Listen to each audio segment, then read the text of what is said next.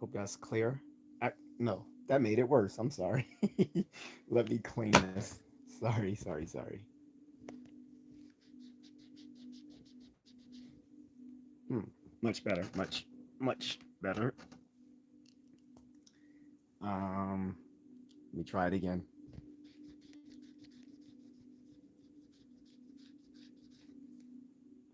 Yeah, how are we looking?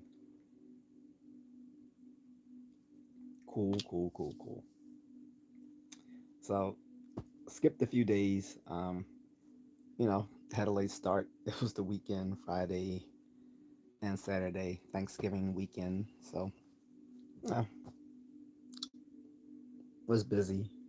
Actually, no, I'll be honest, I was mostly chilling, but by the time I was ready to live stream, I wanted to do some other things. So, you know, it happens. So I'm back. This week I wanted to continue and finish up, the discussion on paranormal. And, today I thought it might be something fun that we, hinted at for the last few weeks, which are cryptids, which are, mythical beasts or animals, um, hypothetical animals that have not yet been, classified and made part of, biological taxonomy.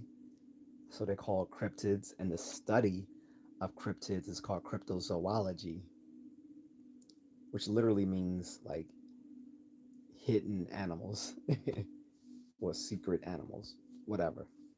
Um, so cryptids are hidden beasts, right? And I think regardless of where we of wherever we come, I think we all have tales of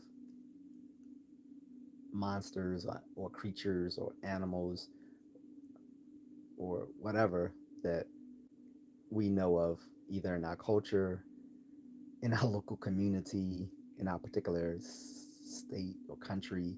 So let's talk about those. And of course, I have some of my own that I remember from when I was younger, especially being that I lived, in several states. Uh, Gerardo says hi. What's up, Gerardo? So, um, yeah, guys. So, like, have you guys heard of stuff? Heard of different stuff? I have a lot of family in New Jersey, and they swear up and down that the New Jersey Devil is real. Um, and the funny thing is, they say, "Well, if you're not from New Jersey, then you can't comment on it." I'm like, "Yes, we can."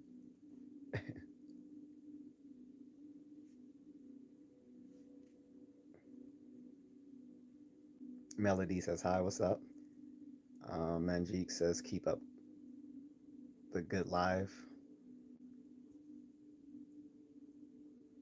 Right says, "Keep this up, dude. I like it. Cool." So, so yeah, like that's one example. Is the New Jersey Devil.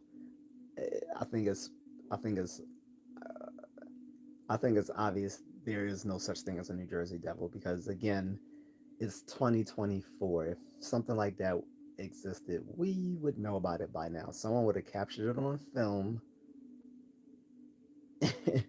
and it would have been instantly famous, not just in New Jersey, but they would have been famous internationally for discovering a new creature. I mean, even in like scientific biology, when someone discovers some new species, even if it's just a new bacterium or it's a new species of starfish or something like that, at least within the ethology world and biology in general, they pick up some notoriety and fame. So imagine someone discovering something that's been hypothesized to exist for decades, if not centuries. They would be so famous. So who wouldn't want to discover one of these alleged uh, beasts, right? Hasbin says hello. What's up? Gavin says, "Get back to work, low African American." I'm black, not African American, and Gavin, suck a dick. Why don't you get back to work sucking dick? Because you're very good at it. Everyone says you're very good at it, Gavin. Like all over the world, like people come to your house just to come in your mouth because that's what you're good at, Gavin. That's all you're good at. Very good at your work. Keep up your work, Gavin. Keep up your work, Gavin Parsley. You learned from the best. You learned from your mother because she was a really good cocksucker, Gavin. She did it the best. Like we've all had turns with her. Like she just swirls it in her mouth in a figure 8 rotation, nonstop, just pure jizz. So one of us is your father. We don't know who, but I remember when it was my turn for your mother to suck my dick, and I stuck it in her ass. Um, the monkey beat me up the stairs, so he's probably your father, Gavin Parsley.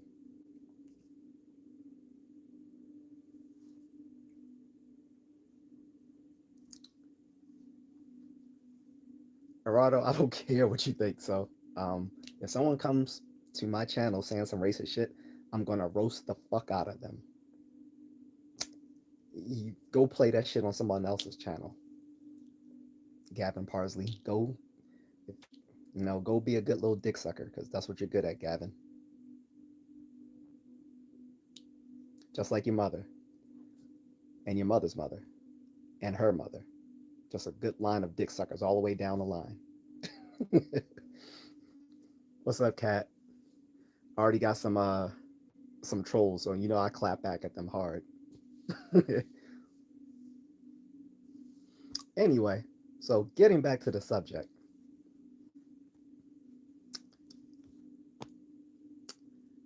cryptids again. So cryptids all in your culture, stuff like that. Who has experienced these sort of things? Like I said, there when I was younger, living in Baltimore, they said there was some sort of boogeyman or something that lived in my neighborhood. Nothing. Every kid has like these little boogeyman stories. I don't know if these fall under cryptids or if these fall under more like psychopathic people. I don't know, but he, I'm gonna put like the boogeyman at least for this conversation under the cryptid conversation. But for some people, it might just be someone who's alleged to be like a child deleter. Okay. Um, what's this? I got a new designation up top. On the moon says oil up and spread them cheeks. No, why don't you get your father to do that on the moon? I mean, like I said, he, from all the guys out of jail, they said he does that really well. Like they clapped his cheeks up pretty well, and they. So I'm sure he's taught you when he fucked you in the ass when you were 6 years old, right? On the moon, he did that really well for you, right? Just like I did it to your mother, just all up in her ass, clapping it, just clapping like on and on.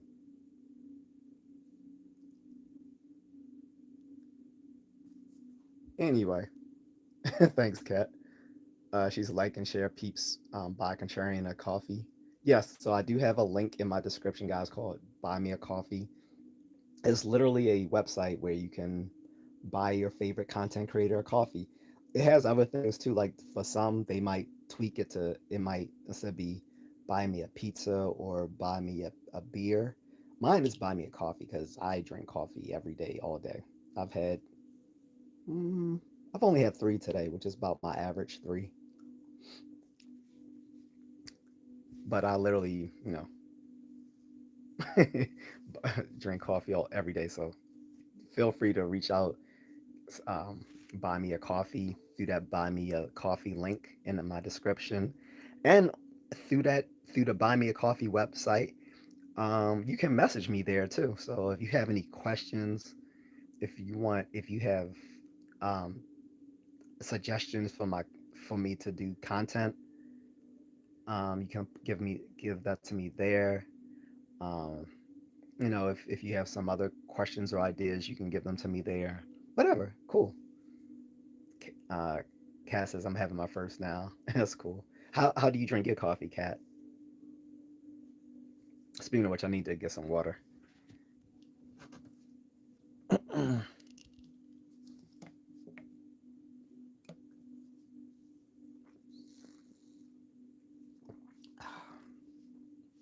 Strong and white. What? Wait, how do you have strong and white coffee? We both know. I think we both know you like you like a little you don't like your coffee perfectly white. I'm sure.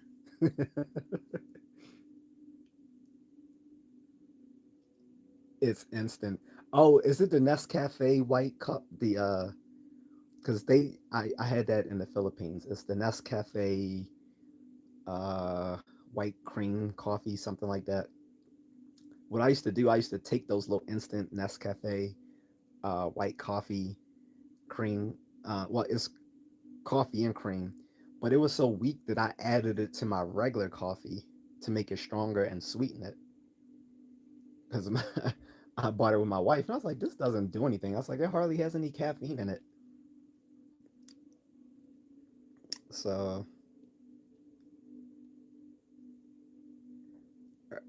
Rardo says I like the vanilla coffee. Where you guys getting vanilla coffee? Like, are you just talking about like the flavoring? I'm guessing you mean like vanilla flavored coffee, right? Because I'm like, where are you finding vanilla coffee? Because I want to get that. I guess you mean like vanilla flavored, right? Like I've had like eggnog flavored coffee, caramel flavored, cappuccino flavored coffee, but it's like still coffee. Eric the Guapo is back. He said hello, just dropping by to say hi. Just landed in Texas and about to sleep. Okay, that's what's up. Thank you for dropping by, man. Um, Hopefully you can see it on the replay when you get a chance. Cass said just a small dollop of milk. Robert Tim's espresso brand. Oh, I haven't heard of it. He said mocha is the best. I mean, you liked your chocolate, Cat. Arado says yeah. So yeah, so guys, there's so many different, like alleged types of monsters out there. Aussie brand, okay. And we can talk about the big cryptids that everyone's aware of, right? The Bigfoot, the Loch Ness. And Loch Ness isn't the only one. There's one. Uh, how I meet anyone who's in Canada. There's a a Canadian version of Loch Ness monster, but I can't remember the name of it. But these are all the things I was interested in as a kid growing up in the 90s, like when that whole Time Life book series came out, Mysteries of the Unknown. And these were the things, I thought about because, I thought I didn't know whether they were real, but I thought, there was a good chance of them being real. So I was, open to all of these things: UFOs, Bigfoot, other types of Sasquatch, Loch Ness Monster, the Mothman, New Jersey Devil, Chupacabra, um, so many other like alleged sort of beasts. And I definitely would like to hear from people all across the world because like every culture has like different sorts of cryptid species, right? Um, Especially here in the U.S. Um, American Indian uh, societies have all sorts of alleged creatures like skinwalkers and stuff like that. Um, but the question is how serious to take those sorts of things. Yeah, skinwalkers, cats. So like they're similar to like they're shapeshifters. That's what they call them skinwalkers in Native American Indian folklore, but they're shapeshifters. Like change into different sorts of. They can change from different people to different animals. Um, some of them are more similar to werewolves. So yeah, like shapeshifter. So like skinwalkers are like in Native American culture, what we would call like shapeshifters. They call them skinwalkers because like basically saying they can change their skin to other types of things. Oh, she's got to know what they are. Sorry. GJC says evening. What's up, GJC? G says a lot of cultures do mushrooms before these sightings. I wouldn't be a bit surprised, G. Like that would make a lot of sense that a lot of people would um, be under the influence of you know psychoactive substances before they have all these alleged sightings of different things. Some stuff, well, I mean, so some stuff, half of the stuff are just hoaxes. Then the other half may be delusions, hallucinations, and misattributions of actual animals. So, for instance, a lot of the Bigfoot sightings, the ones that aren't hoaxes, because a lot of them are just hoaxes, but the ones that aren't hoaxes, it turns out that a lot of those sightings that people have thought they ran to a Bigfoot or a Sasquatch, and some people have even retrieved like material, like footprints, fur, um, stuff like that, and the town, or they have videos, or they actually have video footage of the sightings, and almost in all of those cases, it was usually a brown bear that they were sighting, because brown bears can stand and walk on their hind legs and look very much Bigfoot looking as they walk about and traipse about on their hind legs. So a lot of those Sasquatch and Bigfoot sightings tend to be people's encounters with bears, and they didn't realize it. And they're lucky because brown bears are kind of dangerous, very dangerous. Like black bears are the friendliest of probably American bears, but probably don't want to encounter a brown bear, a grizzly bear, a Kodiak bear, those sorts of things. Those can be deadly experiences. Um, so they should count themselves lucky that the brown bear that they did sight did not bother with them. The skinwalkers, a lot of these can be cases of people, again, like you saying, on shrooms, or also people um, seeing things like coyotes or wolves, because sometimes they're alleged to also be like werewolves, these skinwalkers. And I think often is the case they might have either encountered a mentally ill person or they may have encountered a wild animal like a coyote or something like that. Because I know skinwalkers are very prevalent in, say, like Navajo and other Southwest Indian tribal folklore. So you'll see skinwalkers very um, prevalent in the folklore of Southwest Indian culture, and that's people like the Navajo, the Apache, um, the Arapaho, the Pueblo Indians, the Ute, um, the Paiute, um, the Nez Perce, all of those people. So, uh, Kat says, I just typed it before you said it. I have seen them in my meditations. Okay. When I saw them in my meditation or hearing circles, I was completely substance free. Oh, no, no, no, no. So, like, I don't want to say that people. I I want to be clear that I'm not saying that people's experiences of these things are only brought about by being high or drunk. That's definitely not the case. I'm what what G and what GJC and I are saying is that some of these experiences definitely can be um, attributed to some people being high, especially because like in some of these native cultures, they do use psychoactive substances before before doing like spiritual. um, things.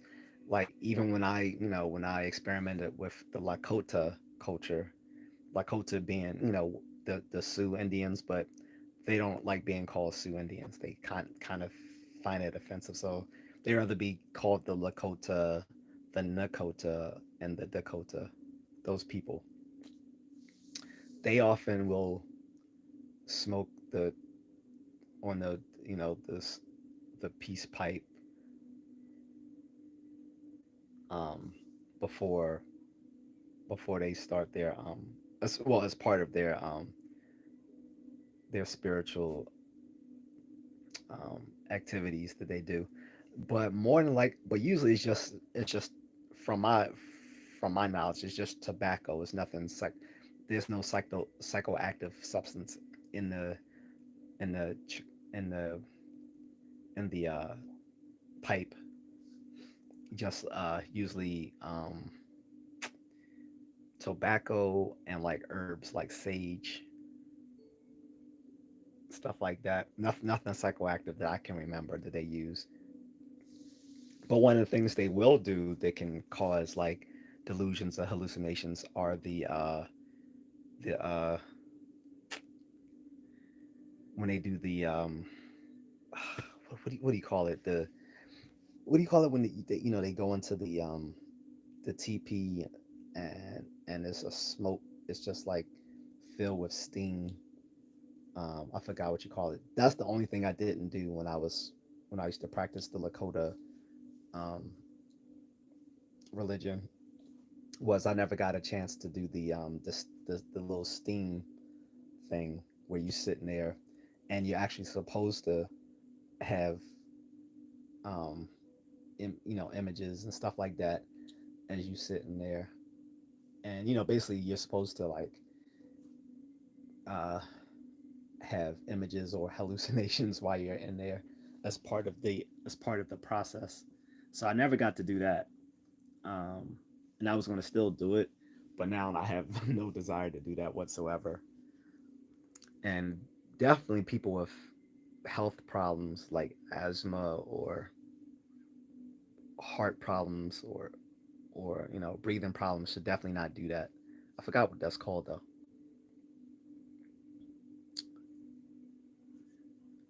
Cass says, yeah, you need to be careful of the drop bears in Australia. Well, in Australia, let's be honest, Kat. In Australia, you guys got like 100 different animals to kill you out there.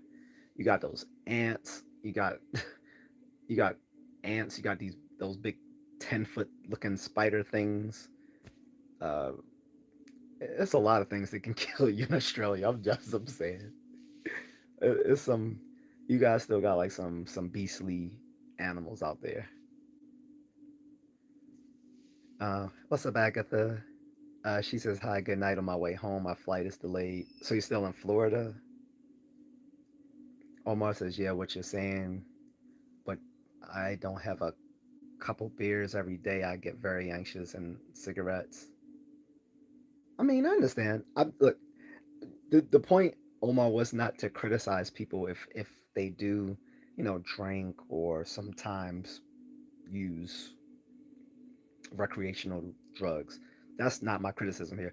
What I was saying is that if they then go on to say they've seen some sort of mysterious, some sort of mythical beast, that it's going to be highly dubious that what they thought they saw they actually is what actually happened. What the experience was some that the content of the experience was actually real.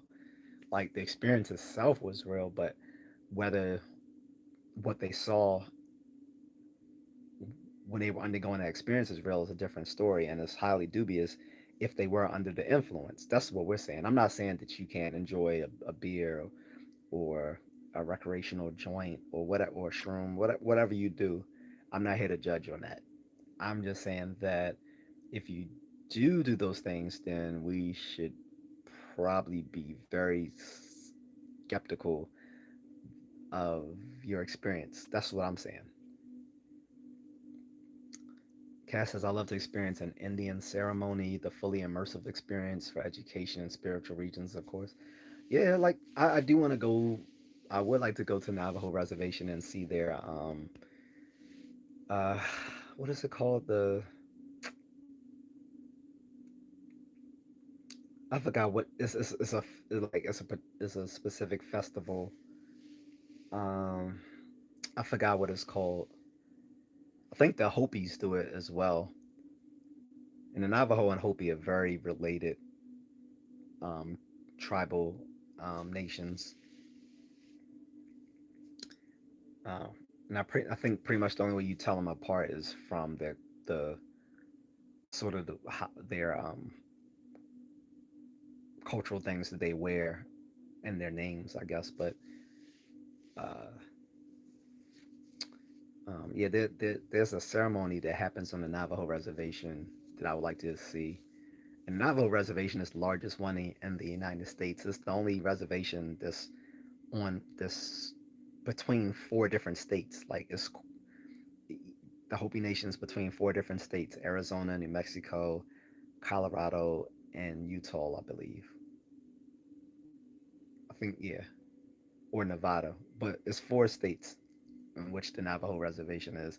So it makes it very complicated when it comes to like law enforcement. But that's a whole different subject. But yeah, they do some festivals there, and like I said, the Navajos have a whole category of they have a their folklore is rich with a bunch of different sorts of alleged cryptids.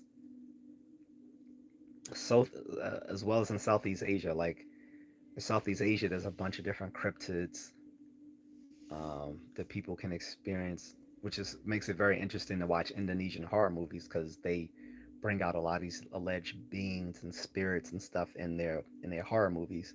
And a lot of those Indonesian horror movies are on Netflix. So I definitely recommend them if you're tired of the same old with American horror movies, or you're tired of watching the old ones from the 80s and the 90s or 2000s.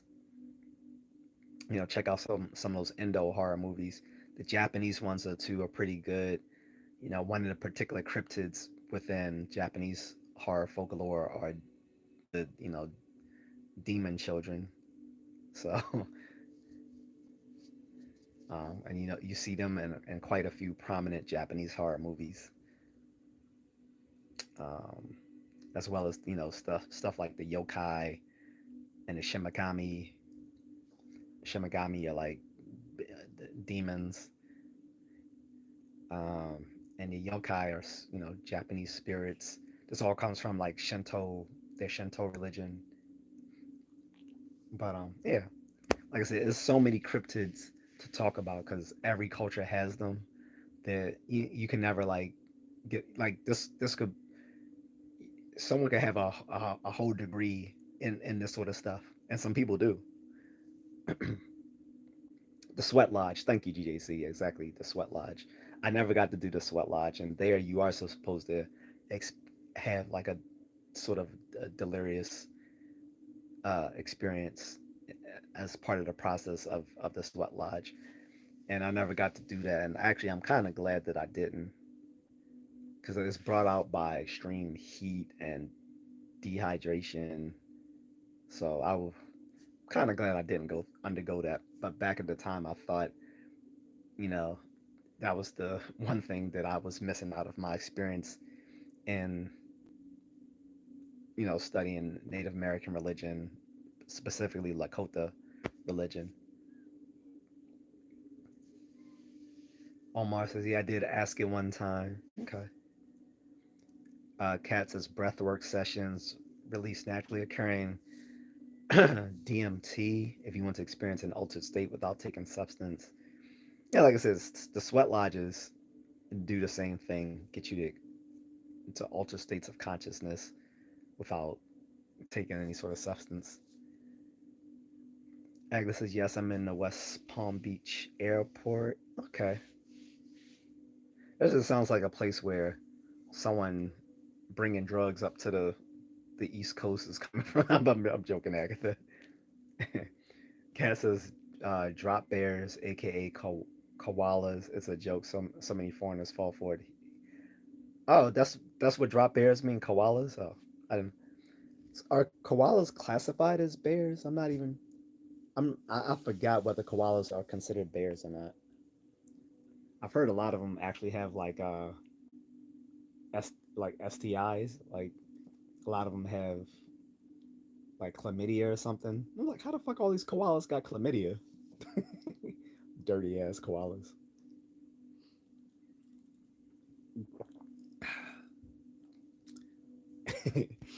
Agatha says, as you come in, everyone please like, share, and subscribe. Thanks. Thank you, Agatha.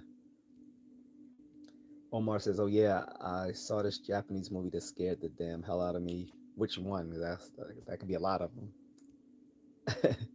G says, was this topic brought on by Joe Rogan bribing and dragons? Think the View recently made fun of him for it. No. So no, it's just for the last 2 weeks I've been talking about the paranormal, and the first time I did it, it was too broad of a topic, so I had to break it down into specific topics every day so that people can actually talk about something.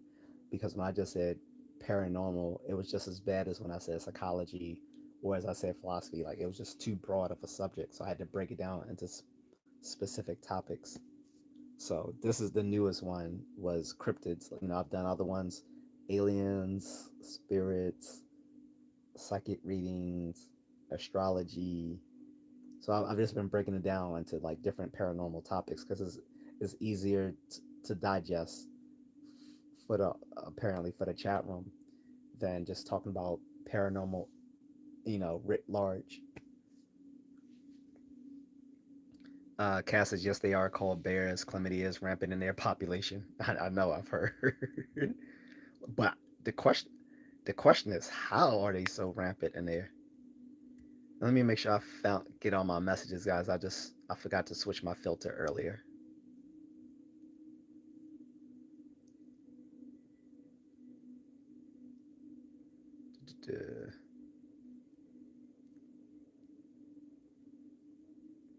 I missed a lot of little trolls, so make sure I kick them out.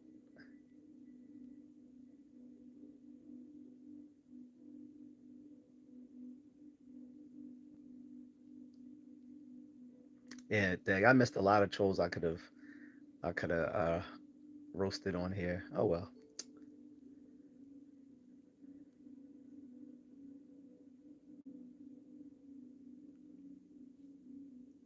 I'm just scrolling through, guys, let me see if, what I missed.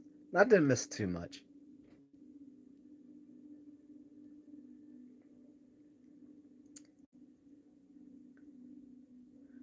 Omar said this one I missed. He said, I heard that the reason why the Native Americans were defeated by the Europeans was not because of their military, but because of disease. Well, that's part of it.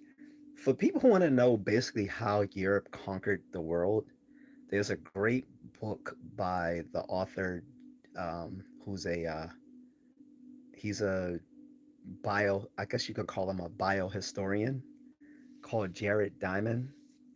The book is called Guns, Germs, and Steel, which is basically the three major things that how Europe kind of conquered the world: guns, germs, and steel. Yes, by the time Columbus came to discovered America back in 1492, one of the legacies of him coming to America was bringing them disease. So by the time the English arrived on the East Coast in the in the early 1600s, half of the natives had been wiped out by disease by the Spanish conquistadors from the 1500s.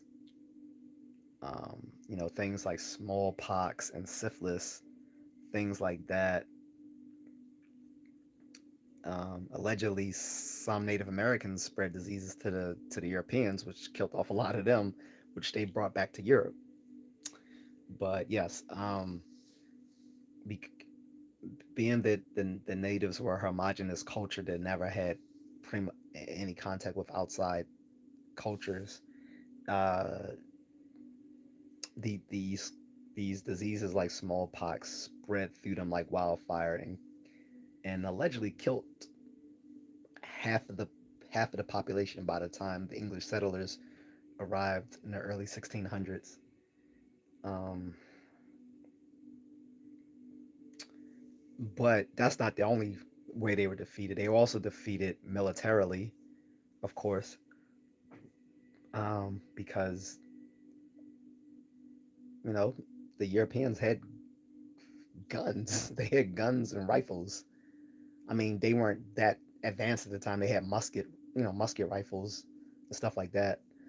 But being that they had things like muskets and cannons, not to mention horses. Horses were not native to uh, North America before the Europeans brought them over.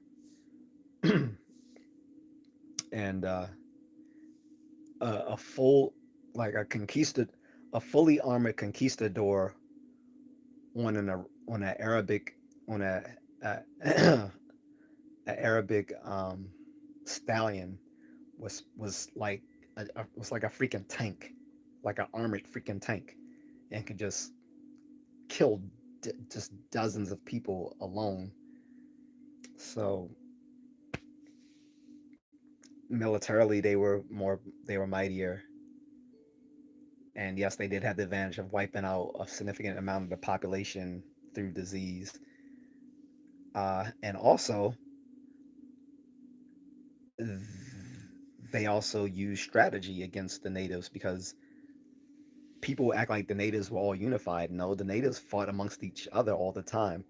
Not only did different tribal nations fight amongst each other, people within tribal nations fought against each other, the different bands of the tribes, and sometimes even warring clans within those bands fought against each other. So all the all the rivalry, like, is a common military technique of divide and conquer, and using the using the inherent rivalries amongst your enemies against each other. So, but anyway, we want to get back to the monsters. Not, GJC says, was this topic brought on? No, we already read that. Um, Omar says, when I was a kid, I lived in the house. We were hunted. I lived on the third story of a third story house. What you mean you were hunted? You mean you did the hunting, or you were hunted by other people? Not. Um, he says, and I've seen somebody delete it before. I can tell you this. I believe there is something spiritual because I can feel death. It's just not just something that you can see. You can feel it. Um, I think what you felt was probably the fear, the the the the fear and shock and awe of seeing someone having their life taken from them. But mm, I don't know. Cat says sharing is caring. LOL. Oh, the koala share too much. Agnes is at this airport. A lot of retired elderly people waiting on flights to go to different parts of the U.S. I love traveling to this airport. Not as crowded as Miami. Okay. GJC says the whale spotted in Maryland. This bushy-tailed beast is the enemy of another local legend, the flying, blood-sucking snail gaster. I haven't heard of any of those, and I live in Maryland. I haven't heard of a deweo. Maybe some other people from Maryland have heard of it. I'm not sure. Um, deweo, and I haven't heard of the snaily gaster. I haven't heard of that. Like I said, uh, being from Baltimore, the things we most worried about were like other people. But yeah, like I said, when we were kids, we cared about goofy stuff. Like there was some alleged boogeyman where I live, and but I'm not sure if he was considered a monster so much as he was considered probably like some sort of like so-called child abuser. um, Um, and then like I remember when like there was like a lunar eclipse, or they would call it blood moons. Um, a lot of the kids in my neighborhood thought that. And this is what, and I was living in Chicago at the time. I would just come back to Baltimore during the summer, because I don't remember talking about any sort of like monsters or anything like that when I lived in Illinois so much. Well, I don't recall the kids ever talking about monsters. But I remember, being back in Baltimore in the summer, talking about, this boogeyman, and then saying that he would come out, or spooky monsters would come out during these blood moons, which I think was mostly just lunar eclipses. And he was like, "Oh, you shouldn't be outside when the moon turns red, because that's when you know these little that's when evil spirits start walking around, stuff like that." I remember people talking about stuff like that. Uh, GJC says just Googled American mythical creatures and wild stuff comes up. Yeah, like eh, each state has their own category of cryptids. Like I think almost every state has like their own type of their own category of alleged creatures. There's a lot of overlap between states, especially if they're in the same region. Usually the same sorts of animals, like Bigfoot, skinwalkers, chupacabra, Mothman, um, um, the Owlman, whatever. But like, all these sorts of things, like they tend to overlap depending on the region. Like Pacific Northwest, those usually that's where you're gonna have all the Bigfoot, Sasquatch sightings. Southwest is where you're gonna see like the little chupacabra and the little hairy devil thingies, as well as like in the Southwest, stuff like the skinwalkers and werewolves, were coyotes, stuff like that. In the Northeast, um, you got different sorts of creatures, so forth.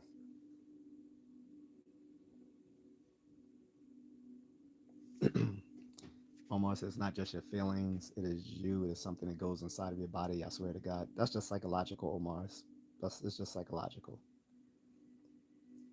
A person who's a psychopath won't have any sort of feeling about someone being deleted, because psychopaths lack empathy for others. To be able to have that sort of feeling for seeing someone die, you have to have empathy. So someone who's a psychopath won't have those feelings that you had, because they lack empathy for others. That's why, like I said, what you experienced was just psychological. Agnes says, "Do you think monsters are real?" Depends on what you mean. Like there are some animals that were once considered monsters, and now we know they're real.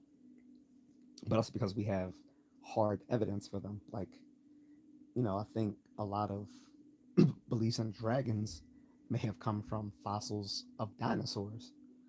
Let me get some water.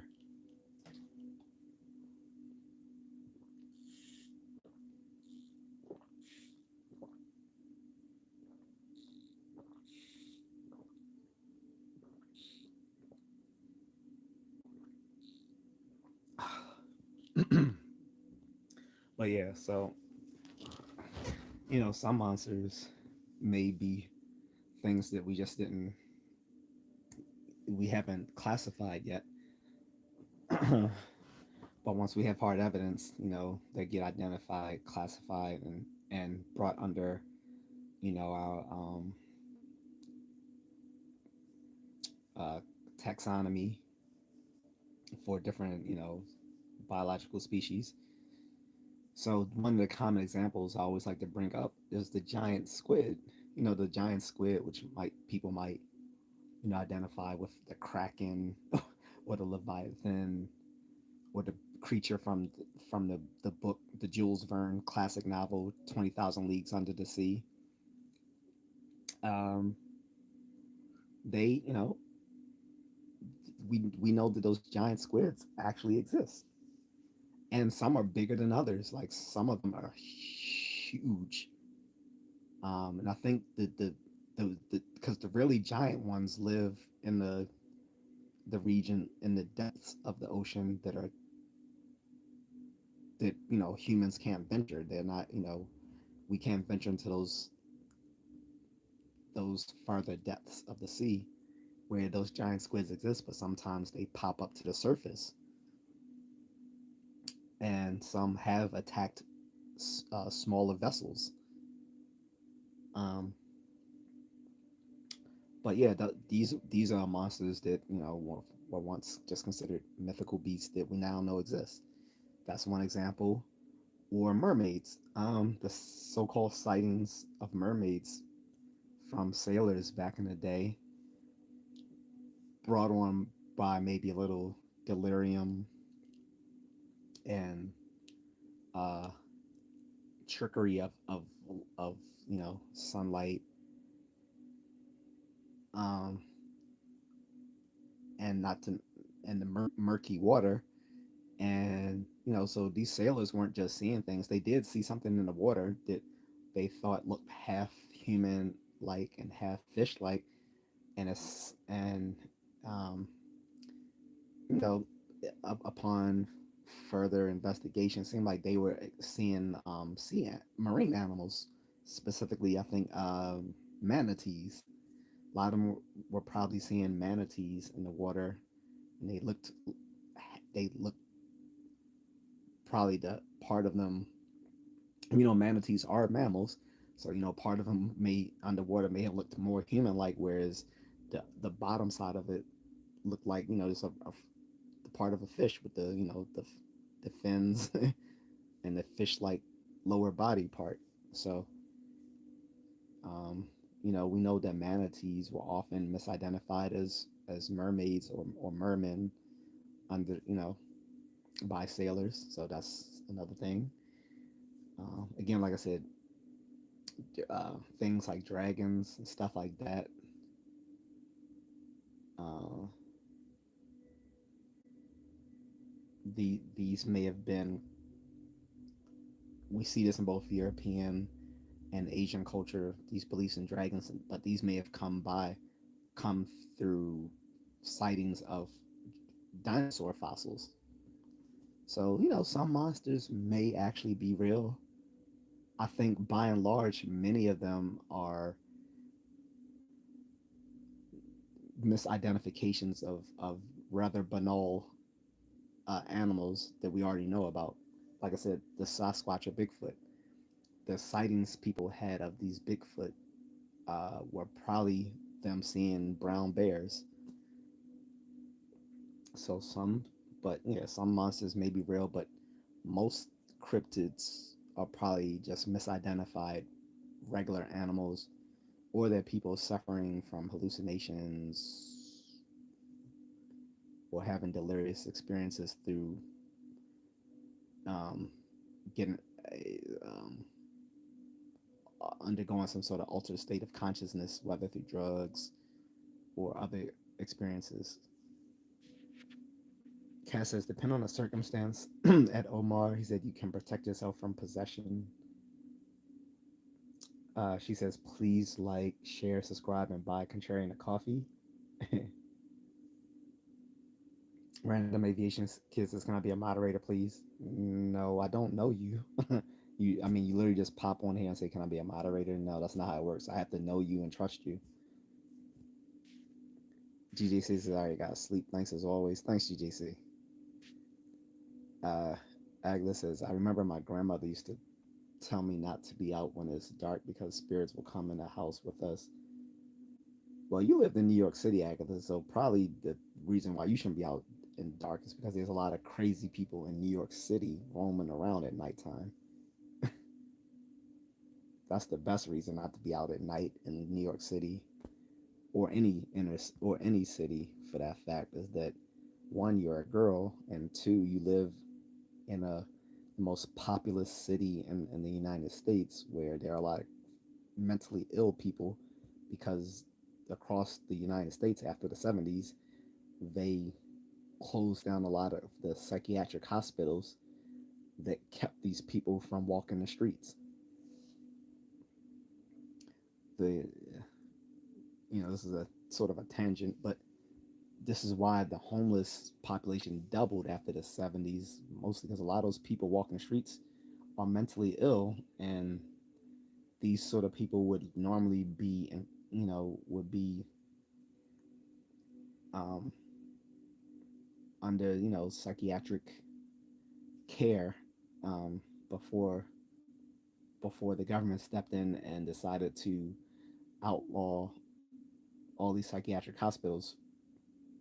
So that's but you're more likely to have you would have been more likely to encounter some bad person late at night as a kid than some sort of spirits.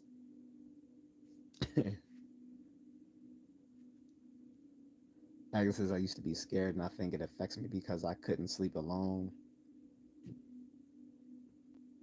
Almost said yes, we sell a bottle that has that picture of that thing you're talking about at a liquor store.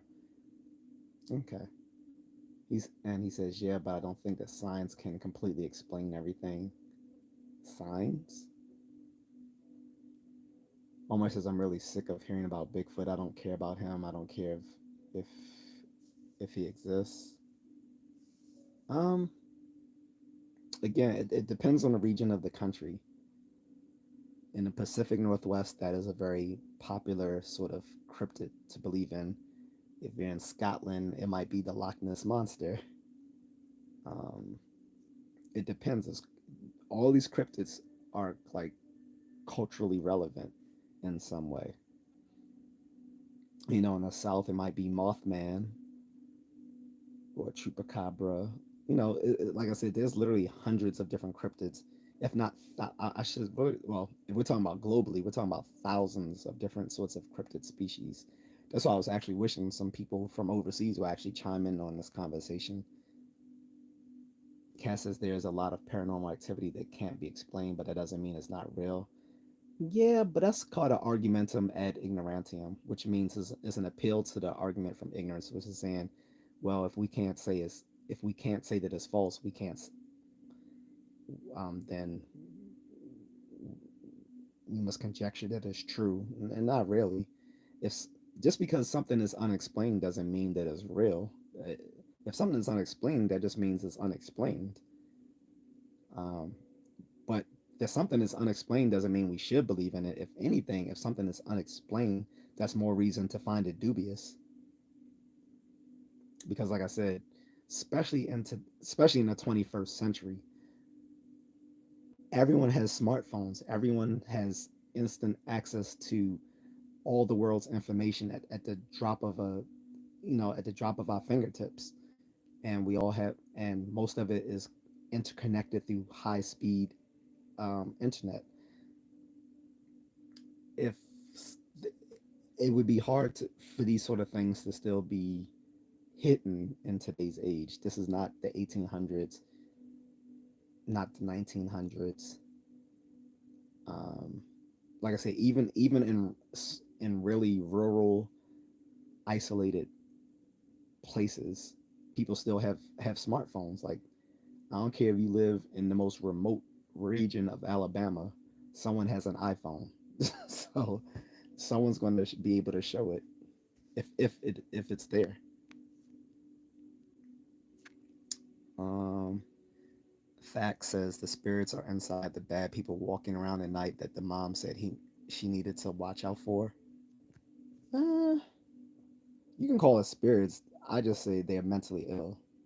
This gets into the whole, which is funny because in the history of in the history of um, the treatment of mental illness, the earlier theories about mental illness was the demon possessed theory of mental illness. Like the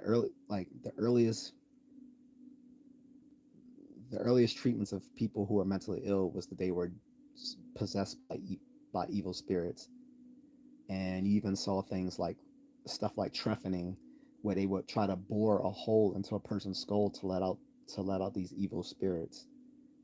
Um, and surprisingly, some people actually survive these barbaric practices where people actually bore holes into their skull, which was called trephining.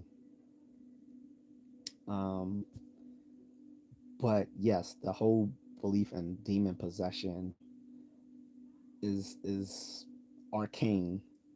We now know that people suffer from mental health illness, and most mental illness is at least partially related to neuropsychological disorders. Most mental illness is connected to some sort of neuropsychological disorder at some level, where whether you're talking about chemical imbalance, whether you're talking about brain deformities, whether you're talking about um, head injuries, uh, or substance abuse, or trauma suffered at an early age, or through birthing, or like through problems during during pregnancy, or early infancy. All these sorts of things could cause neuropsychological or psychiatric problems later on in life. But there's no reason to bring in possession as a part of that, because it really doesn't help explain anything.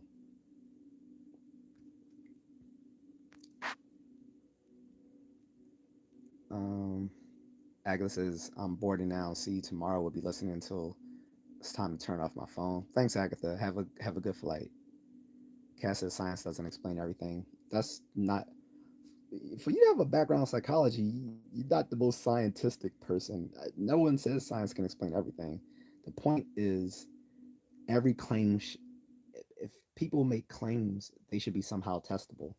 If a claim isn't somehow testable, then we have no reason to believe it, because anyone can make any claim on any given thing when at any given time, and you would be a very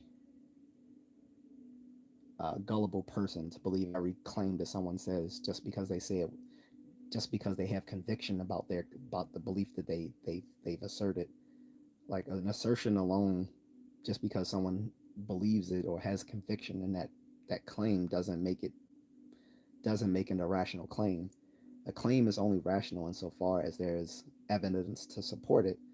So claims have to be somehow testable. Not to mention that those claims should cohere with the claims that we already know are true, which is, sometimes called coherentism, or or the or um, holistic confirmation holism, whichever you want to call it. More people know now call it coherentism, but it's basically the belief that claims that people make should cohere with other true and rational claims that we already know. Um, this is what I mean when claims should be somehow testable.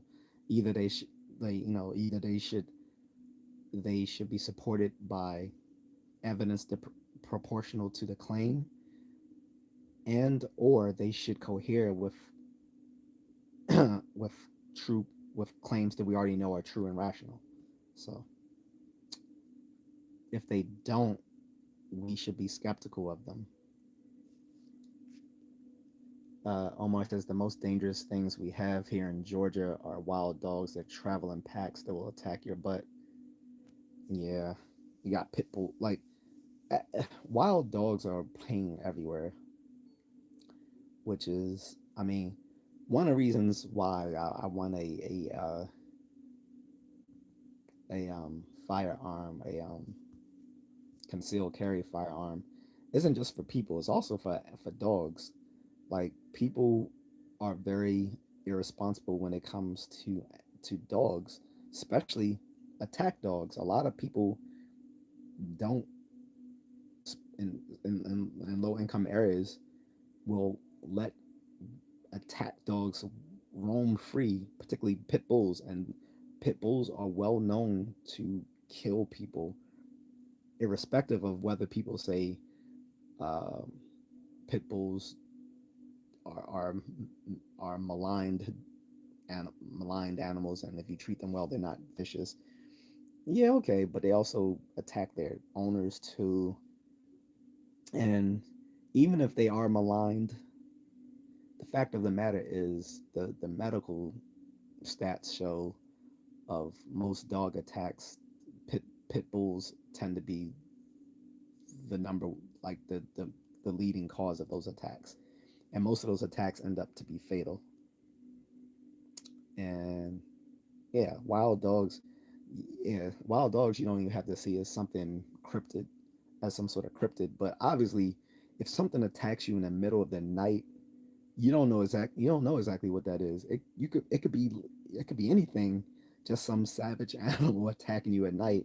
You won't know till after the fact, if at all, what it was that actually attacked you. Like except for like under a medical examination when they can identify from the bite marks what sort of animal attacked you. That's if you survive. But um, yeah, I like I said, that shows like you don't even have to go into the whole realm of mythical beasts to know that there are dangerous animals out there that can hurt you, and dangerous people too. Facts is a nice word. Dubious. That's a pretty common word. Cat says facts. Are you talking about possession? And she says yes. Facts says yeah in some way. Omar says no, but I do believe that spirits can affect people. Well, demon possession is a topic probably for another day. That was probably better for my topic last week when I talked about spirits. Um, but demon, like I said, spirit possessed people. Um, Not really a cryptid. Now the demons or spirits themselves we can consider a form of cryptids if we want to say that these are like actual entities of in their own right. Um, but I just find them highly dubious because there's no evidence of them. And like I said, we actually do have parapsychologists like Ghostbusters that are actually trained in that. Like I said, there is a program at Duke University, which is one of the most elite universities in the country, that has a you can get a degree in parapsychology. And none of these folks have given us any sort of like independent evidence that there are spirits that possess people or that haunt places. Now we know of places that are considered haunted, but of those places, anytime paranormal investigators go there, like the famed Joe Nickel, I hope Joe Nickel is still alive. He's kind of old, but Joe Nickel is a well renowned paranormal investigator within the skeptic community, and I know Joe Nickel has gone to many different alleged haunted places, and after being there, like none of the places he's been to, he's found any sort of like evidence that these places were actually haunted. But if you got, like I said, so if guys want to look up a paranormal investigator who actually looks into those sorts of things, Joe Nickel is your guy. Um, Fact says, I think nighttime they're able to roam free and go in and out of those whose soul isn't guarded. I don't think so. People just have a natural fear of the night because people were always vulnerable at night. We're vulnerable to other people and we're vulnerable to predatory animals at nighttime. This is why our ancestors had a natural fear of the dark and it was passed on to us. So even in today's age, a lot of us have a natural fear of the dark and of the nighttime because there's less visibility at night, which means there's a lot of things that can potentially happen to you at night with you caught unaware. So there's some sort of rationale to having a natural fear of the dark and nighttime, um, even though it can turn into a phobia if left unchecked. However, it doesn't make sense to just by virtue of darkness itself that would make you more vulnerable to being possessed than during the daytime. Because if the spirits are invisible anyway, it doesn't matter whether it's darkness or night. You can't see, I mean darkness or daytime, because you couldn't, either way you couldn't see them because they're invisible entities. So they should there should be no difference in possession of people, whether daytime or nighttime, if it's through an invisible entity. The only difference is at nighttime, you have more mentally ill people walking around. That's the difference. People who are mentally ill are more uninhibited in the anonymity of darkness.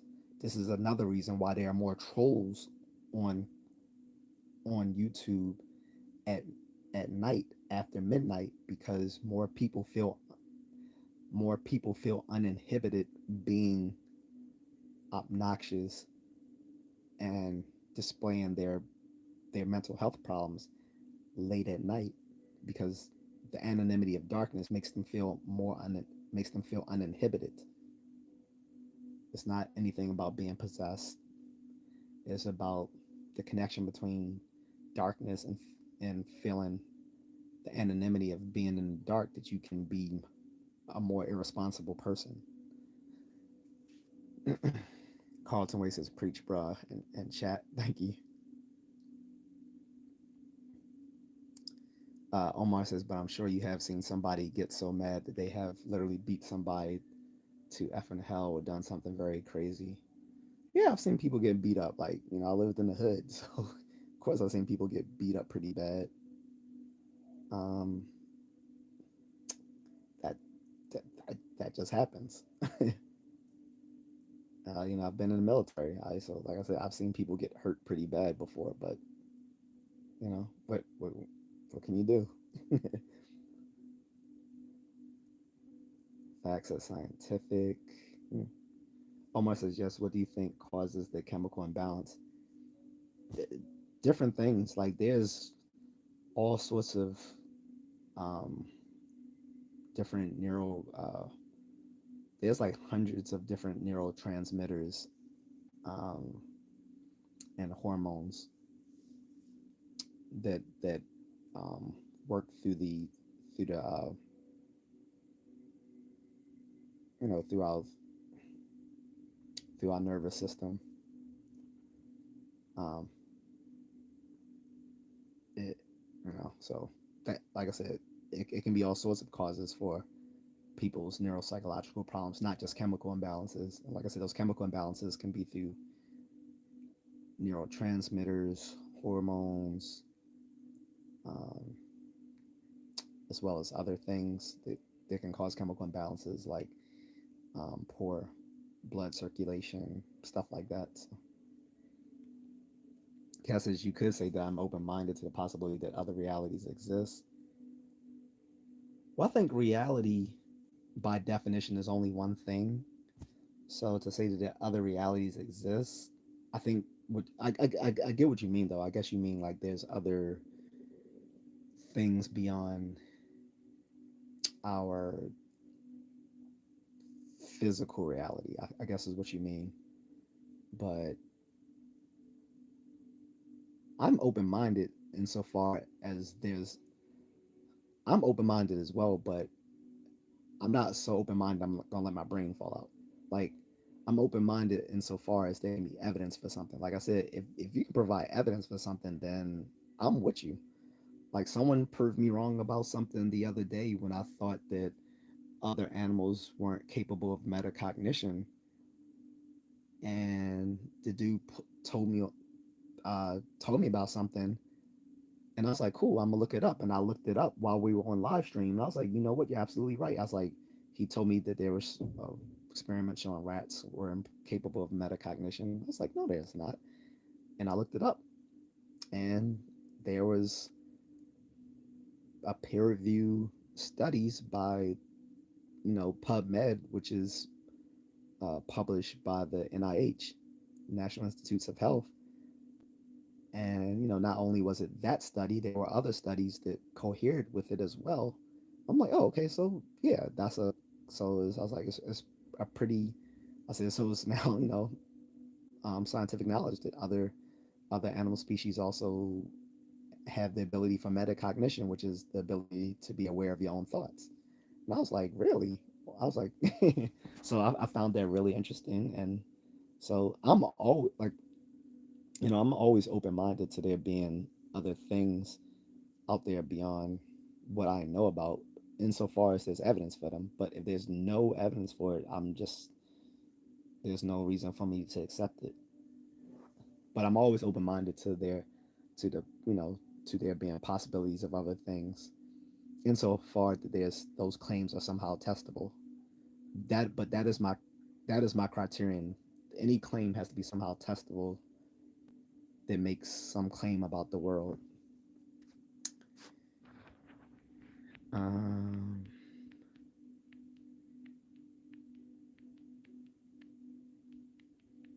I missed a lot of stuff here. Let me go way back. Um, Carlton Way one says, "Yeah, people let their dogs roam freely." Shaking my head. Yeah, it's a pain. I've made a couple of videos about it, by the way, as well.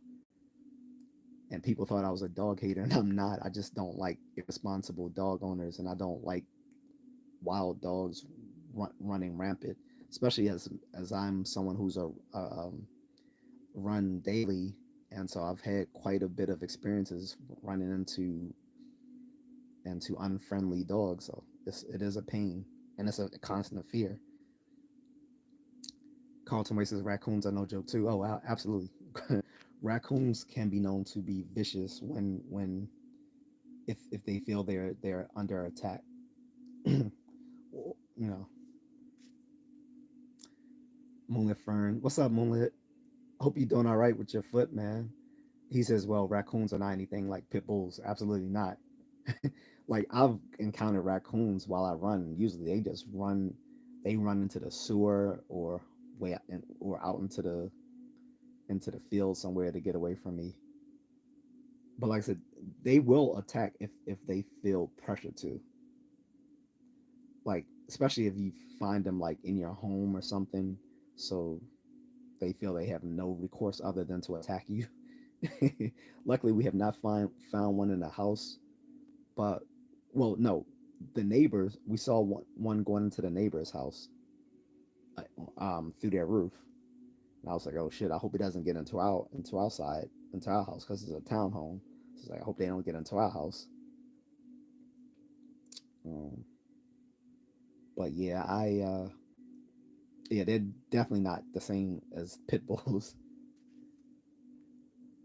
Omar says yes. Cass is interesting. Carlton is agreeing with Moonlit. He says facts. Cass says, hey, Moonlit. Omar says, remember when they used to have the bath salts and then had this dude, I think he was in Florida, and he started freaking biting people. Yeah, the whole bath salt thing in Florida is a common trope, actually. I don't know if you're aware of that, but I don't know if it's so common anymore, but that used to be a common trope amongst the so-called Florida man. The Florida man is a catch-all term for like mentally ill people in Florida who do very weird things to become newsworthy. And one of the common tropes about the Florida man was that they would go crazy by abusing bath salts. Carlton says, I've never seen a Sasquatch, leprechaun, a goblin. I don't want to see one either. I would want to see a leprechaun because I'm trying to get a pot of gold. I don't know about you. I just don't want the leprechaun. I just don't want the leprechaun from the movie. because he'll fuck you up unless you get him high. If I don't remember if you saw Leprechaun in the Hood, but apparently he likes getting blazed. So I think if you get him blazed, he might be all right with you. But that's the secret to the evil Leprechaun is you gotta get him. You can get him high, and he'll fuck with you. Um, but that's really easy to do nowadays is to get some weed and give it to a leprechaun. Like if that's the only thing I do to get a leprechaun to chill out and give me his pot of gold and shit.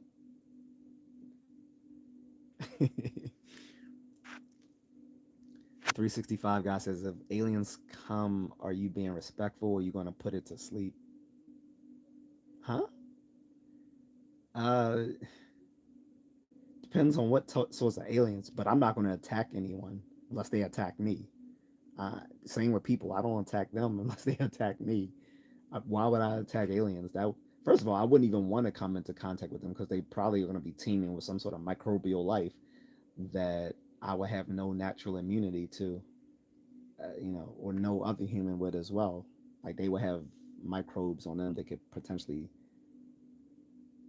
kill us, and vice versa. Say it's a friendly alien, if they make first contact with us, it could spell their doom as well because they're not used to our microbial life. So I would want to limit any sort of first encounter with a extraterrestrial for both our sakes. But I definitely wouldn't try to do anything deleterious to it just by virtue of it being an alien. If anything, I would want to make sure that I've documented it, that I've cited and seen this thing and encountered it so that I could send it up to the higher up so I could get my instant fame. I want the prestige of being the person who's made, you know, publicly verifiable evidence of aliens. Mullen was saying agreed. Carlton says in the dark, the mind gets very imaginative and not in a good way. A coat rack can look like a whole person standing there in the dark. So no, so what it is, Carlton, is uh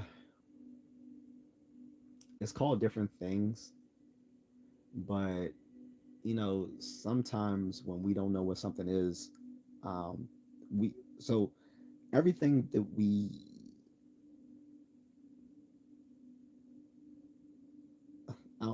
all, all of our sensory experience, our mind makes sense of it after the fact. All the things we take in auditorily, visually, is made sense by some very fast neural processing, and sometimes we have to make do with scant information coming to our senses, and it can be sometimes wrong, um, which is why sometimes we can think we've seen something that we didn't see, especially when there's less visibility. This is why something like this happens to me almost every day when I run when it's dark.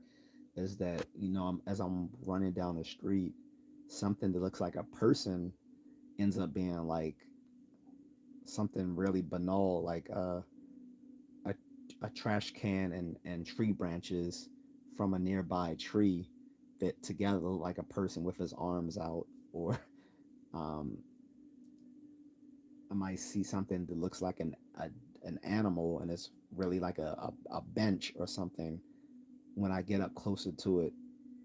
So all sorts of things can look weird at nighttime because we're dealing with less visibility, which means um, our mind is making trying to make sense of the things that we're seeing.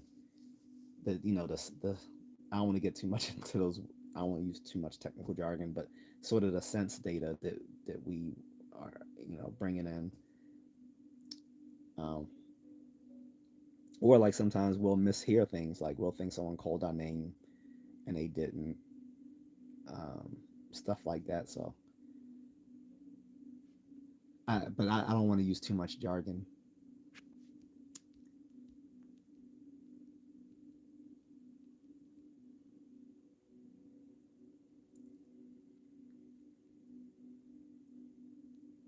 Almost as if you're at the club, more people get crazy. Well, that's because a lot of people at the club are drunk and high. That's why they're getting crazy. People feel less inhibited when they're under the influence, and most of the people in the club are drinking, smoking weed, doing coke, doing shrooms, um, stuff like that.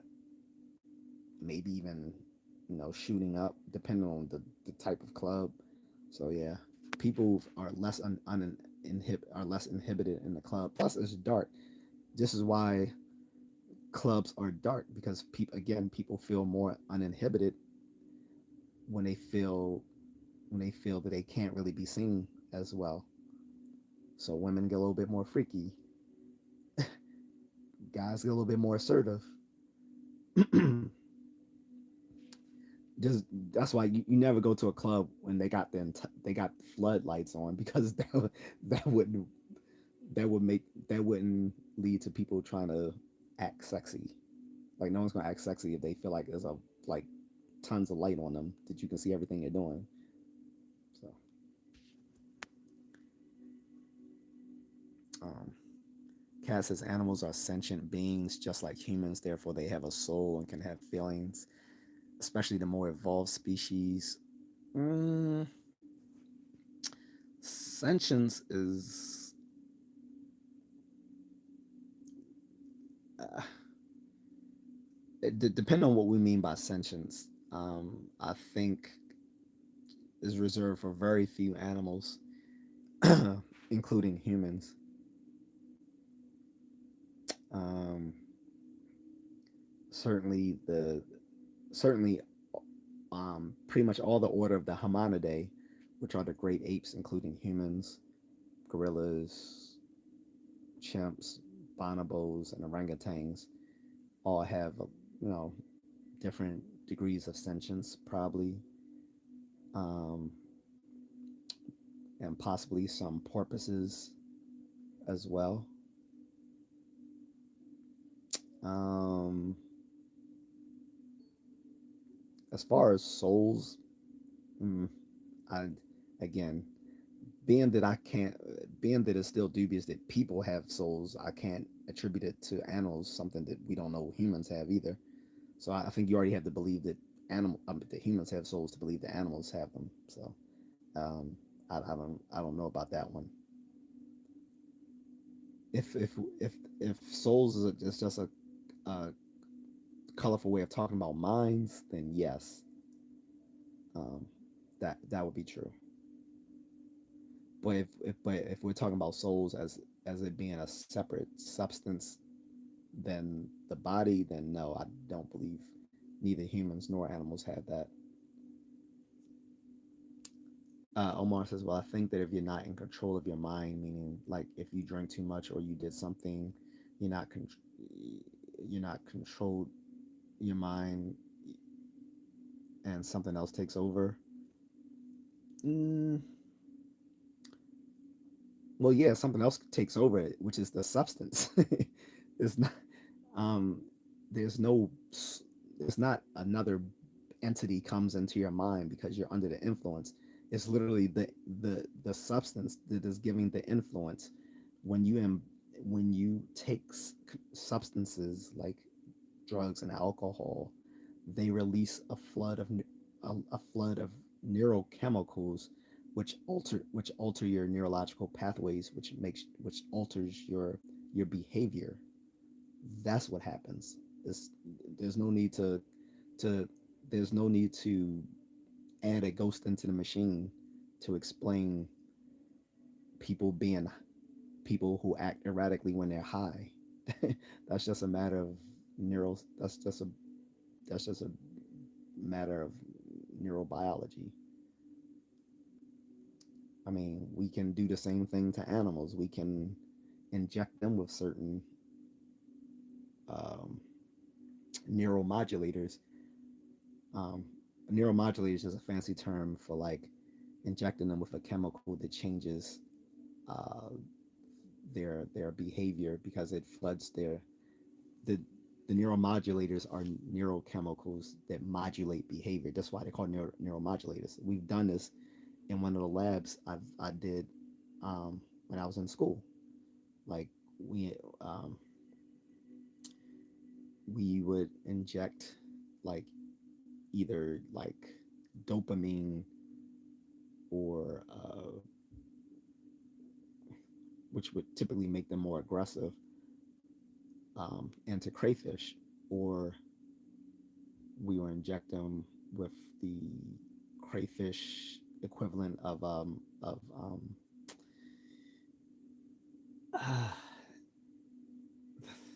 the what is it called? I forgot. Actually, I got a picture of it up here somewhere. Um, because we injected into the crayfish the tail. The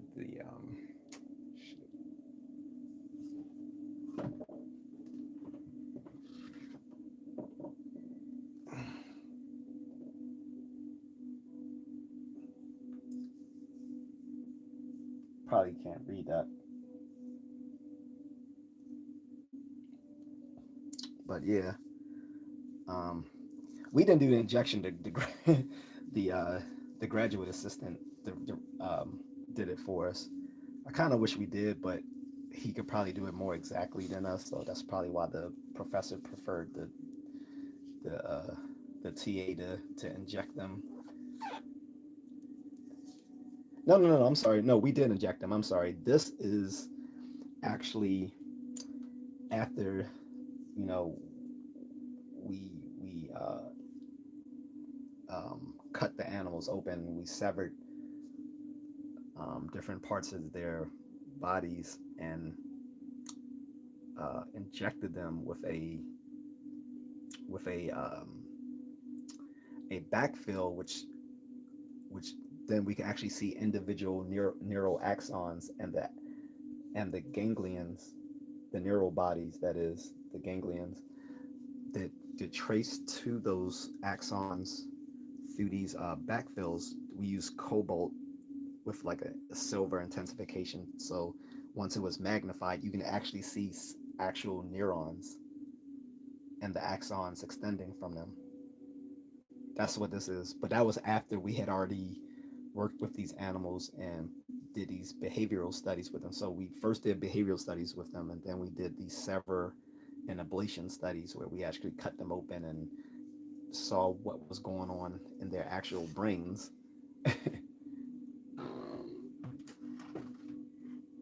And so it was these crayfish that we did that with. We inject them with neuromodulators, which changes their behavior on a neurochemical level. And we did that first by observing, okay, who was the big bad tough crayfish. So we injected him with the neurochemical to make them more timid and cowardly. Then we took the little small crayfish that was always getting beat up and injected him with like the dopamine and made him tough. And we saw that the little shrimpy little crayfish that was getting beat up when we had them fight other crayfish was now ready to was turned into Popeye. Like he didn't always win, but he was way more aggressive when we hit him with that neuromodulator. He was like, "All right, what's up?" Whereas the big tough guy, we injected him with the other neurotransmitter, which I can't remember the name of right now, which is weird. I can't remember because it's a common drug used in antidepressants. Starts with an S. I can't remember. Anyway, it'll come to me later.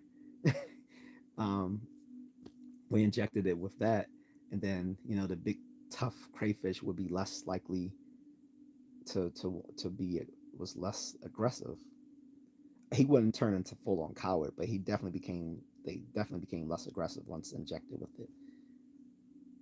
And then, like I said, we did these ablation studies and these ablations and sever studies where we did, we cut up the animals and actually saw what parts of their nervous system were involved in their behavior. So anyway, that was a long tangent. Sorry about that.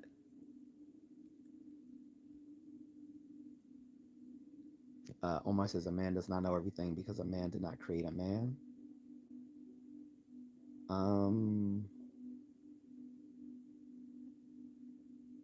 well, men literally do create other men. That's through sexual reproduction. But yes, men don't know everything. I mean, that's kind of a sort of an empty truism. Like that's just a truism. Like men don't know everything. Like obviously not. Cat says, "I love to see a real raccoon." Wait, you never seen a real raccoon, Cat? There's no. I've I've taken it for granted that there aren't raccoons in Australia because I know oh, there probably aren't even raccoons in Europe, are there? That might be a unique. I've uh, I've completely forgot that might be a uniquely North American animal. RJ Berger says he needs his four leaf clover. I actually do have a four leaf clover, by the way, guys. I actually found it. Well, my friend helped me find it. Like we were digging through a patch of clovers, and I kept finding three leaf clovers, and he's like, hell, here's a four leaf clover. And he picked it out and gave it to me, so I've kept it ever since. Um, Omar says I actually have a friendly raccoon at the dumpster that will let me put it, um, pet it. You saying pet it? You should not pet raccoons because they probably have rabies. That's not a good idea. He said, "What war were you in?" I I didn't serve in combat. Kat says, "Please like, share, subscribe, and support Contrarian." Thank you, Kat. Yeah, I'm a wartime vet, but I was not. I didn't serve in combat. When I was, still in the service, there were three active wars going on. You had, the Iraqi war, the Afghanistan war, and what was the other one? Well, the other parts of, well, I should just say the Persian Gulf War because it was involving like Afghanistan, Iraq, Kuwait, Saudi Arabia, Syria. So, um, Carlton Way says facts. Omar says, how do you feel about music, about different musicians? Well, that's a topic for a different day, bro. Um, he asked, why are some people so talented in certain situations and some are not? Um, Again, these are subjects for a different day. People have different people have different talents and abilities. That's just a given, being that we all have different different physical and intellectual capacities. Uh, he says, so do you not believe in God? Again, these are all topics for another day. I'm talking about cryptids. I'm not one of these content creators that go all over the place. I have specific days when people can ask me like random questions. That's called my Ask Me Anything day. This is not Ask Me Anything day. This conversation is specifically about cryptids, which are monsters and mythical beasts. Cass says I'm talking about the essence of a person or animal, what makes them them, e.g., personality, way of being. Yeah, so mm, I guess you could talk about psychological connectedness. Um, of course, other animals don't have the level of psychological connectedness that humans do. Um, but I guess in a colorful way, you can call that a soul. But yes, people probably have the most, being that we have the most developed neocortex than any other species. The complexity of us having 100 billion neurons connected by like 100 trillion synapses, like is the neural complexity of the human brain is unrealized in any other animal, which is going to lead to complex more complex behavior, intellectual capacity, and psychological connectedness. Um, Kat says I'm going to head out for my walk, and Sauna will come back on when I can if you're still on. Thanks, Kat. I'm probably not going to be on because it's already late. It's 1 o'clock, so I'm about to get off soon. But appreciate it. Thank you. Have a good walk, and Sauna. Omar says there was an album put out by this rock group called The Police called Ghost in the Machine. Yeah, that's pretty old, I think. That came out like in the 70s or early 80s, something like that. KGZD Dunn says, I'm back. I watched you a few weeks ago. He said, I'm subs. So I keep finding you. Appreciate it. Appreciate the sub. He says, okay, so do you believe in mythical gods or creatures? I find them all extremely dubious. As far as gods, no, I don't. I don't believe that there are invisible beings that control nature or people, but somehow there's absolutely no evidence of them whatsoever. Um, I find in the 21st century that's highly dubious. Even the funny thing is, even in ancient times, there were people who doubted the beliefs of gods and powerful spirits just because of the common sense belief that there should somehow be evidence for these things. Even in ancient times, there were rational people who said, "Well, where's the evidence?" And being in this day and age where any and everything can be instantly recorded and uploaded and shared virally, like any and everything that can be seen should be able to be seen at this point. And I mean, we only as we keep going along, we just keep getting better and faster cameras and internet. We now have 5G internet speed. We have powerful cameras on our phones, which are as powerful as the professional cameras of 30 years ago. Like people can make movies now with just a smartphone.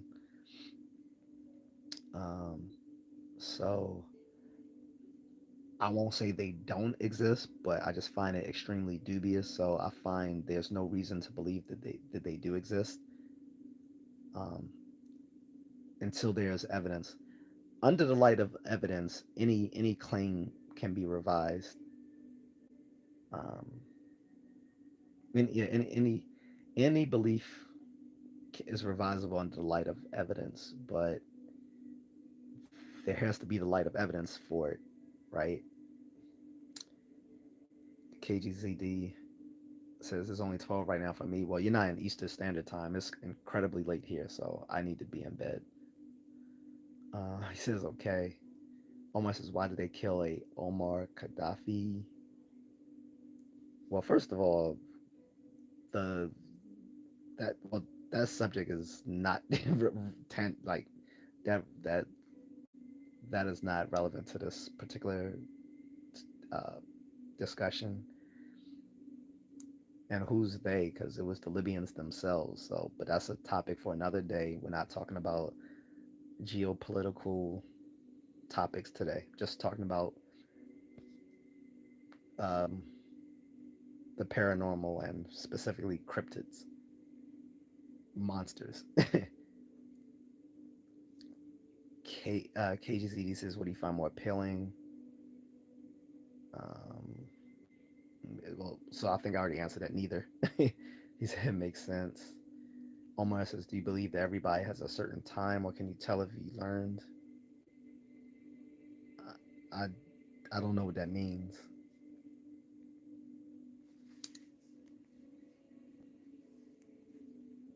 Uh, I was about to look something up. I'm trying to remember now.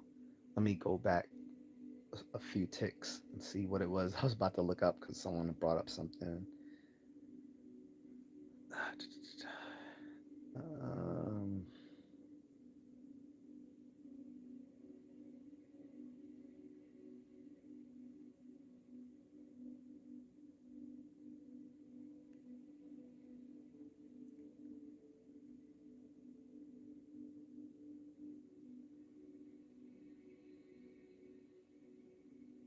Dang, I can't remember what I was gonna look up.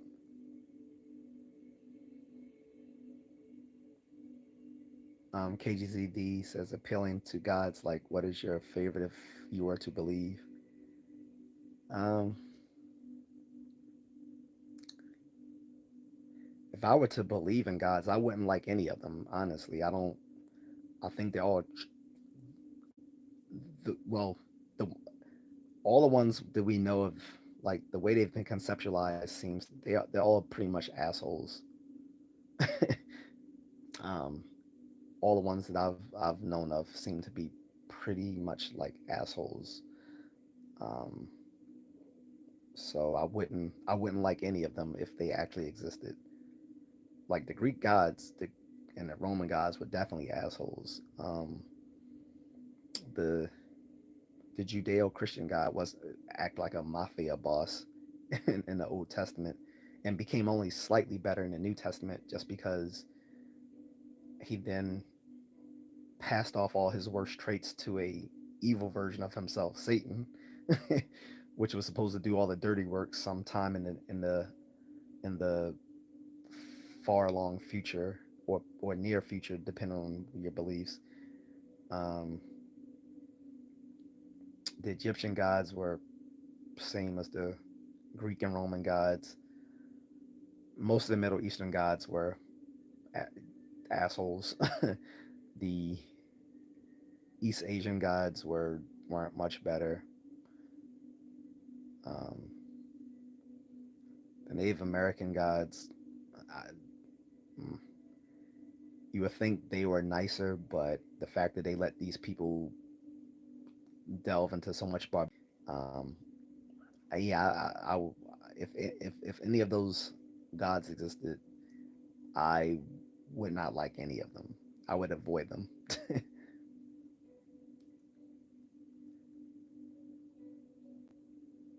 I would be like Achilles in the movie Troy.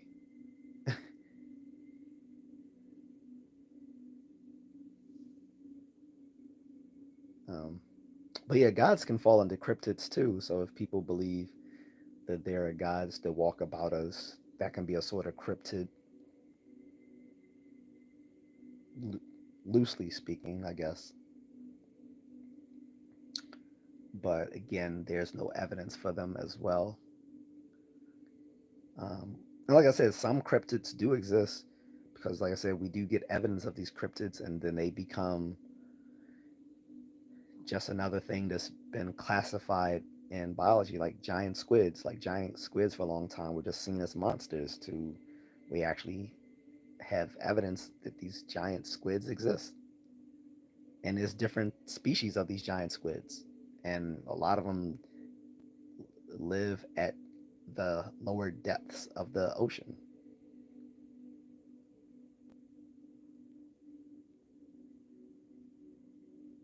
Uh, KGZD says I like these type of lives because they're not pre-recorded.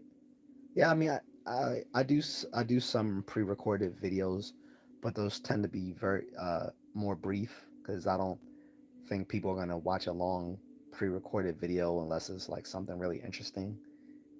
Something like film theory or wisecrack, um, Mr. Beast, stuff like that. Um, and this is the vertical live streams are more intimate. KG says giant squids. Just imagine if they were real. No, giant squids are real. That's what I'm saying. Giant squids are real. That's what I'm saying. Like some cryptids do end up being real things, and giant squids are real things. Like we now know that they exist, and there has been some in the past that have attacked vessels, but usually the bigger ones exist in the farther depths of the sea. Um, but sometimes they do come up to the surface of the ocean, and people have witnessed them. Sometimes the dead ones are washed up on the shore. So yeah, they definitely do exist. Look at the look at the blue whale, the large the largest animals on the planet. Those would have can those would have been considered monsters at one point. Um, or the narwhals, the whales with the little um, unicorn type horns coming from the top of their head. Um, Again, these were once considered like monsters, and then we realized these sailors weren't tripping. These were real marine animals. So whether you're talking about narwhals or the or the blue whales or giant squids, these all are things that we now know exist. Dinosaurs, these were probably sometimes seen as giant dragons or lizards and whatever. Now we know that dinosaurs were real. So, not to mention things like the woolly mammoth, mastodons, um, dire wolves, uh, saber tooth lions. Um,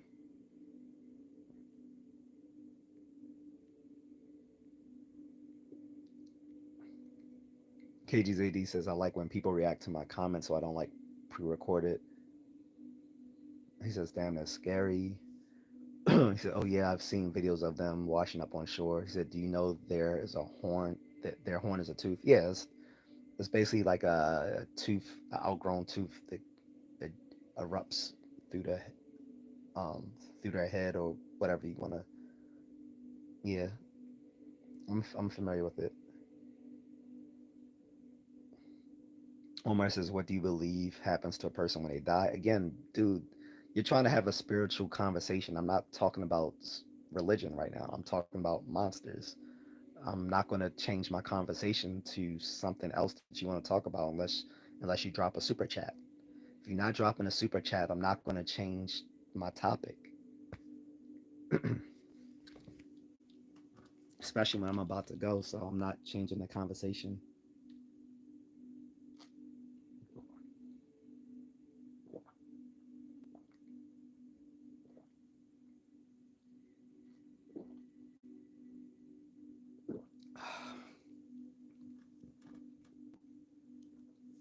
But I'm about to end this anyway. But yeah, so like I said, this is a conversation on monsters called cryptids, and the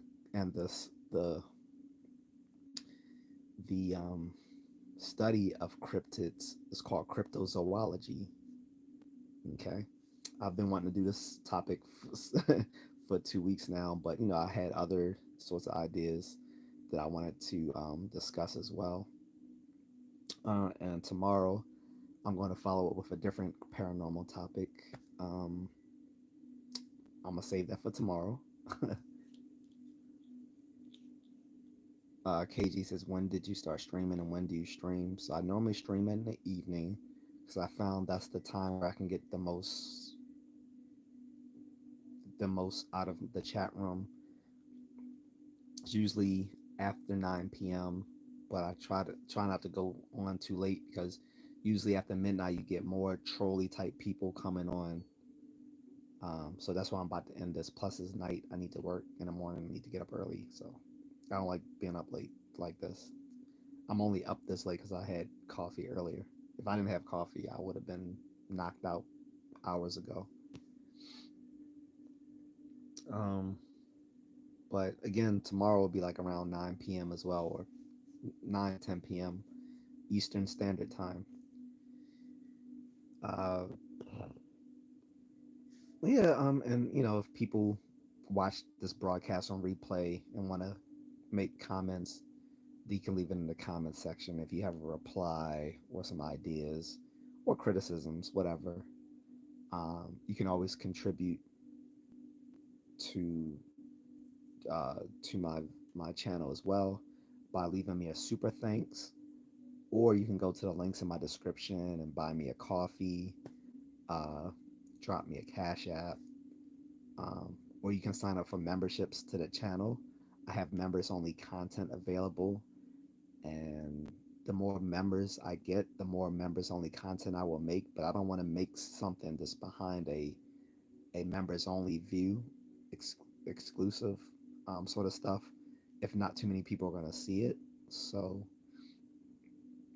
and I'm some of the stuff that is um, members only, I might make viewable to the general audience in later time as well. So uh, we'll see. But yeah, so if people want to contribute, they can drop me a Cash App. You can sign up for a membership and see some of my members only content. And people who are members, I might invite them to a to be on live with me at some point as well. Because I assume people who do the members will be more likely to be uh, good people online.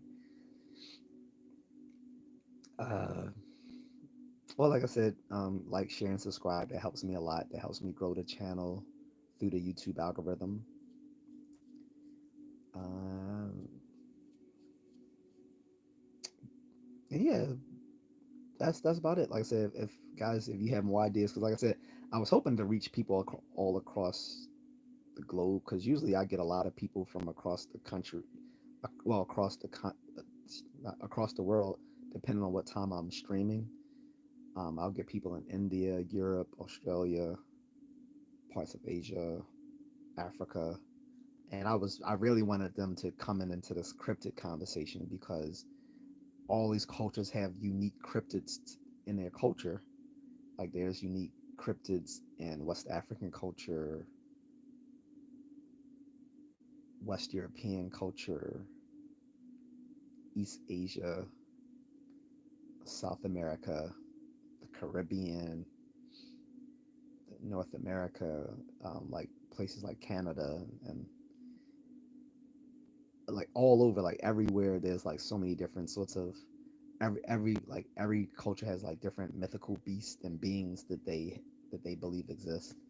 So this would have been a really interesting conversation to have internationally, and to have a lot of people, kind of examine those ideas. But I'll have to save that for another day. And just because I did this today doesn't mean I won't do another one in the future about the exact same topic. It just won't be, the very next day. It might be like, a little bit down the line, I'll retouch on the same topic again, because there's some topics I've retouched upon, um, after several weeks or months or whatever. So this doesn't mean this is the end of the conversation just for tonight, but I'll do it again at some point if people have an interest in it, or especially if something comes to light on the news, stuff like that. So we'll see. Uh, KGCD says agreed, makes sense. He said, okay, well, I might leave as well, but bye, see you later. And if I get money, I might give you some. Appreciate it, bro. I mean, but if I just ask people to give me a like, share, and subscribe. Um, I definitely will take any sort of donation.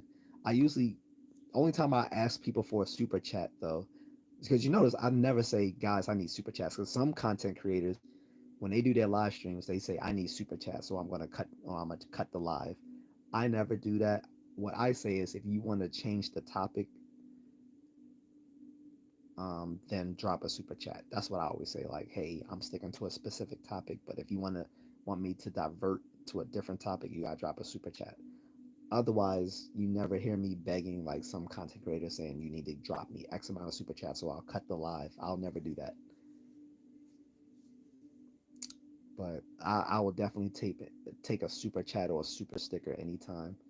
Or once this is uploaded and it's no longer live, once it's no longer live, I can't get super chats or super stickers, but I can get a super thanks. So I'll take those. And YouTube is implementing a new structure called gems, but I don't think they've started it yet. But they've told us content creators that there will be a new thing that they will um, impose into the live stream, which are called gems, which is another way that um, the audience can interact with the content creators. Let's do these thing called gems, but I don't know. I'll have to reread up on how that actually works, but they haven't implemented it yet, as far as I know. Anyway, guys, I'm out. Talk to you later, guys. Have a great night. If you're on the other side of the world, have a great day. Um, if you have any comments on this, go ahead and leave leave it in the comment section, and I'll check it out. Usually, I I read all my comments unless it's like hundreds of them. And that rarely happens. That only happened like twice. Like I did a topic on Fannie Willis once, and that went into like hundreds of comments that I just couldn't check. And I did a similar one, and it went to like a lot of comments. But usually I'll check all my comments. If I don't leave a reply, it's either because I thought it was a rhetorical comment, or it may not have been worth the reply. But I do check them all. So, guys, see you later. Um, have a good one. Thanks to everybody.